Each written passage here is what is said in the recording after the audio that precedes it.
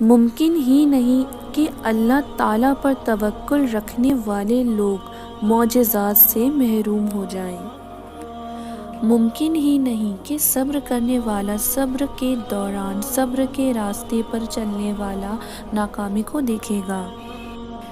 ممکن ہی نہیں تہجد پڑھنے والا کن کے معجزات نہ دیکھے۔ ممکن ہی نہیں اللہ کو اپنا حال دل سنانے والے دنیا کے سامنے روئیں۔ ممکن ہی نہیں اللہ کا خوف رکھنے والا دنیا کا خوف رکھے۔